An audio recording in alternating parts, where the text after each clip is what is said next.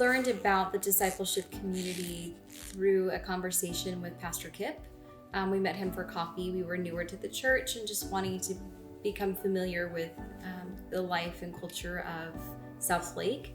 And it was very genuine. I think it was very obvious that the group was about making those connections, and more than on a superficial level. I think that we were really adopted not just into the group as peers, but into the family as family members. And so by the end of the night, just with love and creating a safe environment, we were also able to really be open and be fully ourselves and talk about all the aspects of life. And that was pretty cool. The first day, we knocked on the door, and the people who were hosting that night opened the door and welcomed us in, and they knew who we are by name, and we were expecting you, and it just felt natural from the beginning.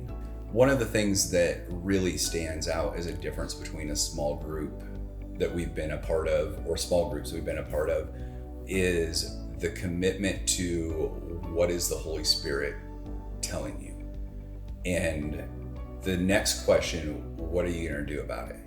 And then the third question, how can us as a group help support you in that next step of stepping out in faith, of obedience of what God is asking you to do? And rather than doing a bunch of homework or waiting till the last minute, 20 minutes before you're going to your small group and filling in the questions as fast as you can, or being that person that didn't do their homework that weekend and not having anything to contribute, you can always answer the question, what is God and the Holy Spirit prompting you to do right now in your life? I think something very similar when I think about how this has been transformative for me personally.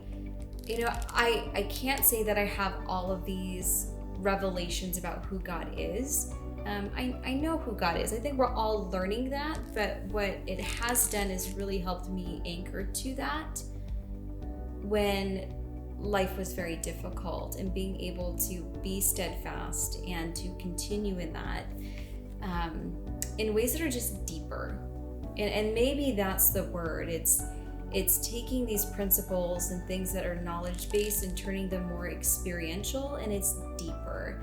And it's not just because of the transformation in my own life, but seeing how it's transforming others in the group is all very affirming of what the Lord is doing and what He's capable of doing. And again, I think that's why this is different than just a solo journey.